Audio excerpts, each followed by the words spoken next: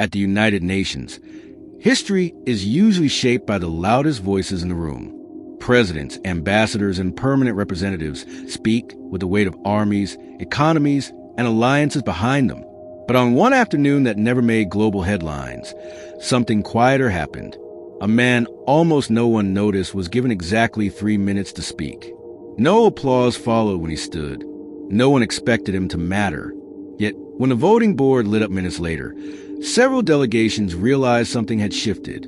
Not because of power, not because of threat, but because one ignored voice forced the room to confront something it had learned to look past. This is a fictional story, but everything about it is plausible. The setting, the procedure, the silences, the glances, the rules, and indifference are all familiar to anyone who's watched how global institutions actually function. What follows is not about heroism. It is about systems, about how authority listens and how it doesn't, about how small nations are tolerated, not heard, and about how, once in a while, a single moment of clarity slips through machinery. This is the story of a vote that was supposed to be routine, until a small island delegate refused to use his 3 minutes the way the room expected. The General Assembly Hall was already restless when the afternoon session began. Most delegates had been seated since morning, listening to procedural statements and carefully scripted positions. Phones were checked beneath desks. Translation headsets were adjusted, then ignored. For many missions, the real negotiations had happened weeks earlier in private rooms. The vote scheduled for that afternoon was considered symbolic. The outcome was assumed. A non-binding resolution addressing climate adaptation funding had broad support in principle, but little urgency behind it. No one expected the debate itself to change anything, least of all the speakers scheduled near the end of the list. His country was an island most delegates struggled to locate on a map, a nation of fewer than 200,000 people, spread across low-lying atolls in the Pacific. No military, no strategic leverage, no permanent mission staff large enough to lobby aggressively. When his name appeared on the speaker's list, several delegates quietly stepped out. Others used the moment to consult aides. The presiding officer announced his country with formal neutrality. The man stood slowly, adjusted the microphone, and looked out at a room that had already decided it did not need to listen. He had exactly 3 minutes. The countdown clock began. The delegate did not raise his voice. He did not accuse. He did not appeal to morality in the abstract. Instead, he began with a statement so restrained it almost blended into the background noise of the chamber. He acknowledged the importance of multilateral cooperation. He thanked larger nations for their leadership. He affirmed respect for process. Several delegates assumed this would be another polite, forgettable intervention. But then he paused. Long enough for the translators to look up, long enough for the room to notice the silence. And then he said something that reframed the entire discussion without ever naming a single country. He spoke about time, not in years or decades, but in tides. He described how his government no longer planned infrastructure in election cycles, but in high water markers etched into concrete. He explained that his country's National Archive had begun relocating records not for preservation, but for survival. There was no emotion in his delivery, no dramatic imagery, just methodical detail. Each sentence carried the weight of something measured and observed. The hall grew quieter, not because the story was dramatic, but because it was specific. This was not advocacy. It sounded like testimony. He then addressed the resolution itself. He did not ask for more money. He did not demand special treatment. Instead, he pointed out a technical clause buried deep in the text, one that deferred implementation timelines to future review mechanisms. He explained calmly that for his country, future review meant uncertainty, and uncertainty meant retreat. Retreat from farmland, retreat from housing, retreat from sovereignty. He noted that under the current language, his nation would qualify for assistance only after demonstrating irreversible loss. The room had heard similar critiques before, but rarely stated this plainly without anger or plea. Some delegates began to listen more carefully, not because they agreed, but because the speech had shifted tone. This was not an appeal for sympathy. It was an explanation of consequence.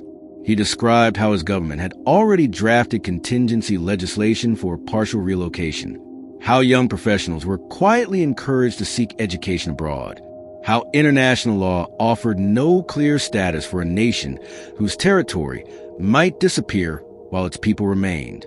He did not use the word injustice. He did not accuse industrialized countries.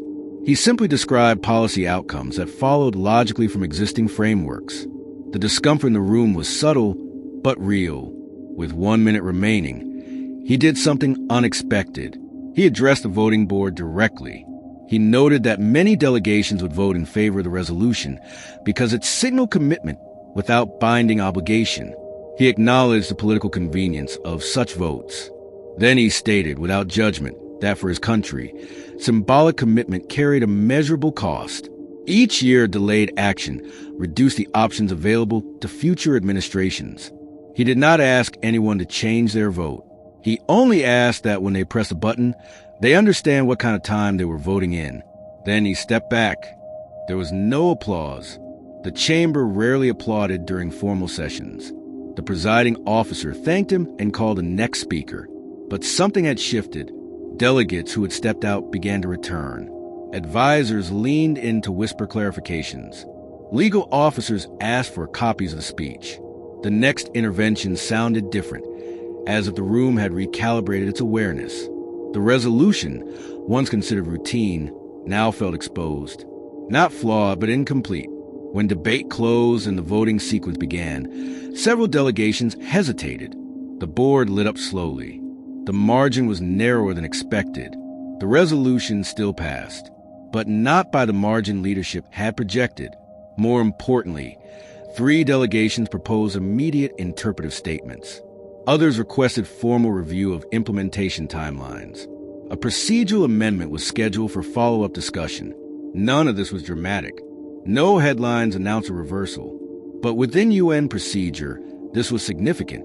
A resolution designed to be safely symbolic had been forced into substantive reconsideration. And it happened because one speaker refused to perform the role expected of him.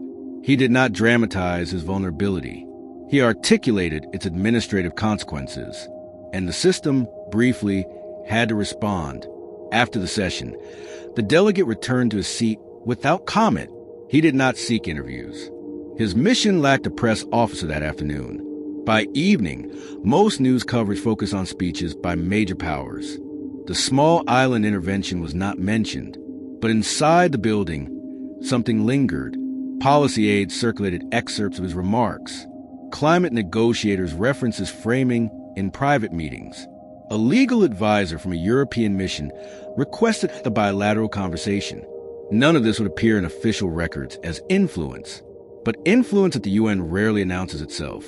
It accumulates quietly through language that changes how problems are described. In the weeks that followed, references to future review mechanisms became more cautious. Drafts included clearer triggers. Timelines were shortened. Nothing revolutionary occurred, but incremental shifts took place. The island nation's concerns were cited by others with similar vulnerabilities. A coalition began to form, not around outrage, but around technical clarity. The delegate speech circulated in internal training sessions as an example of effective intervention under time constraints. Not because it was emotional, but because it respected the institution's logic while revealing its blind spots. For a system built on procedure, this was how disruption actually worked. Back home, the delegate returned without ceremony. His government faced the same challenges as before. Infrastructure budgets were still strained. Coastal erosion continued. Young citizens still left for opportunities abroad. No vote could reverse that. But within the bureaucracy, his intervention became a reference point. When officials debated whether multilateral engagement mattered, his 3 minutes were cited, not as a victory, but as evidence that clarity could penetrate even the most indifferent rooms. He did not claim credit. In fact, he rarely mentioned the speech again. For him, it was not a moment. It was a responsibility fulfilled. What made the speech effective was not rhetoric. It was alignment. He understood the audience's incentives. He spoke in a language of policy risk, not moral urgency. He avoided blaming because blame invites defense. Instead, He described outcomes no one could easily dismiss as exaggerated. In doing so, he forced the room to acknowledge that neutrality is not neutral, that delay has beneficiaries, and that small states are often asked to be patient in systems designed around the time horizons of larger powers. His 3 minutes did not change the world, but they changed how a particular vote was understood. In global institutions, authority is often mistaken for inevitability. Decisions feel predetermined because power concentrates in familiar hands. But systems are also sensitive to framing. A single intervention, if precisely calibrated, can alter the path of least resistance. The delegate did not challenge the legitimacy of the UN. He used it exactly as intended. He respected its rules, its decorum, and its time limits. And within those constraints, he exposed a contradiction between stated commitments and procedural comfort.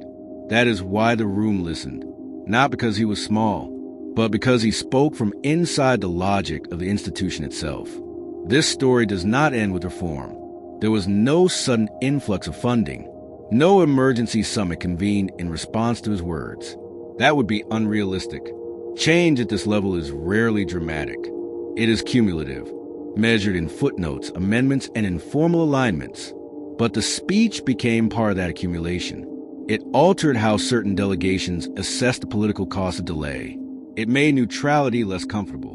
And it demonstrated that being ignored is not the same as being powerless.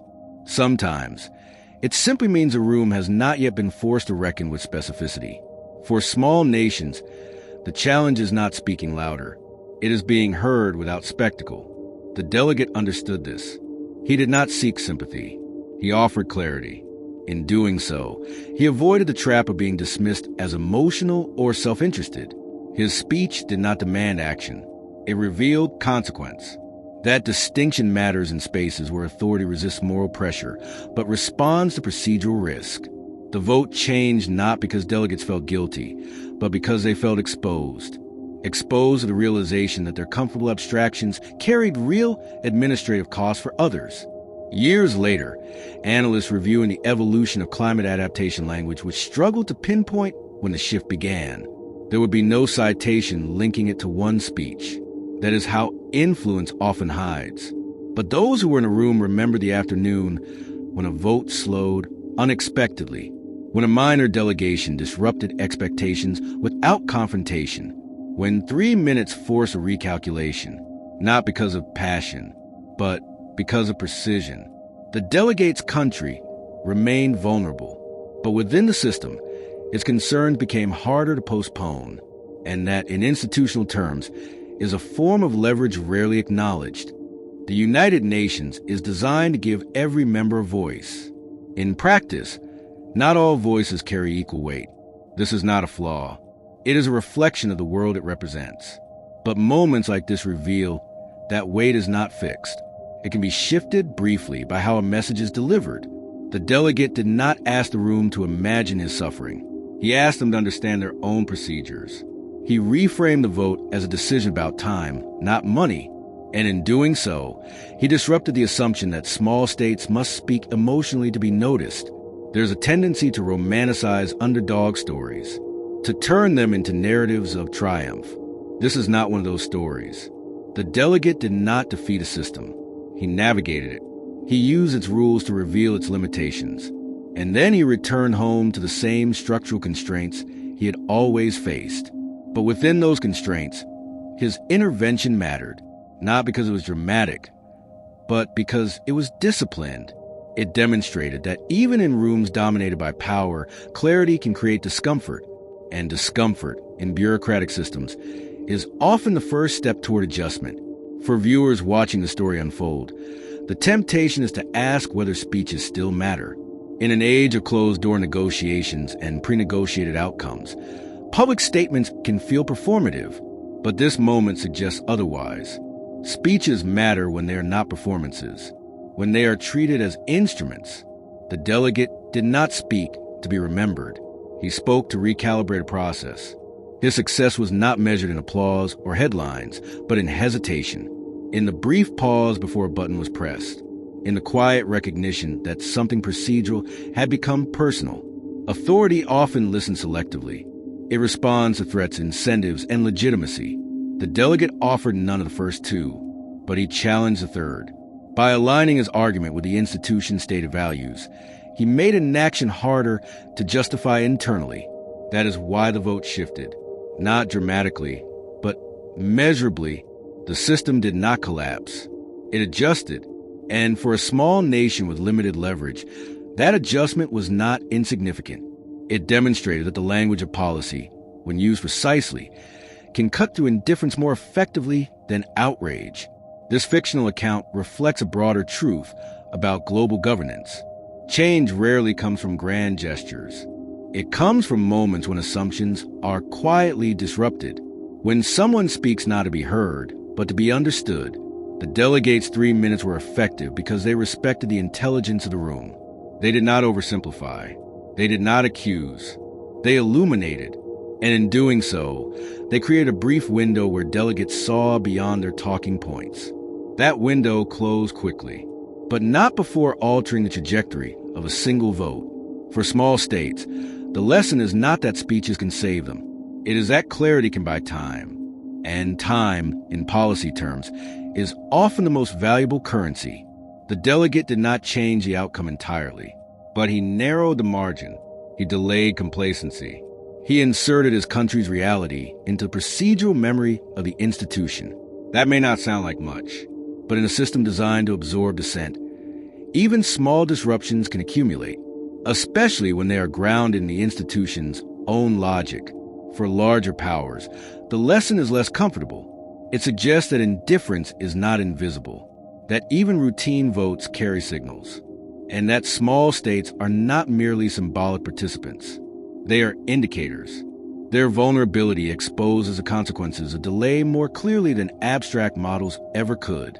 The delegate did not accuse anyone of negligence, but his speech made it harder to pretend that postponement was neutral. In that sense, the vote did not change because of persuasion.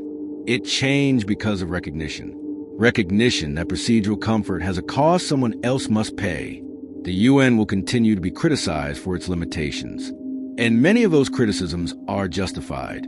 But moments like this remind us that institutions are not monolithic. They are composed of individuals operating within constraints. When those individuals are confronted with precise, unavoidable realities, their behavior can shift, not dramatically, but enough to matter. The delegates' 3 minutes did not rewrite international law, but they nudged it. And in systems where movement is slow, nudges accumulate. This story is fictional, but its dynamics are real. Small nations speak every day in rooms that have already decided the outcome. Most are ignored. Occasionally, one intervention lands differently, not because of volume, but because of framing, because it respects the system while revealing its blind spots, because it turns abstraction into consequence, and because it reminds authority that even symbolic votes leave traces. The delegate understood that, and he used his 3 minutes not to ask for sympathy, but to force attention. When the session ended, the hall emptied as it always did. Delegates moved on to the next agenda item. The machinery continued. But somewhere in the procedural memory of the institution, that speech lingered, not as a turning point, but as a reference, a reminder that ignoring a voice does not erase its reality. It only postpones a moment when that reality must be acknowledged. The vote changed slightly. The language shifted incrementally. And for one small island nation, that difference, however modest, mattered. In global politics, power is often measured in numbers, alliances, and enforcement mechanisms. But occasionally, it is measured in minutes. 3 of them, used carefully, can expose the cost of indifference. This is not a story about victory. It is a story about friction, about how even the smallest participants can slow a system just enough to be noticed, and about how, in rooms where authority expects silence, clarity can be the most disruptive force of all.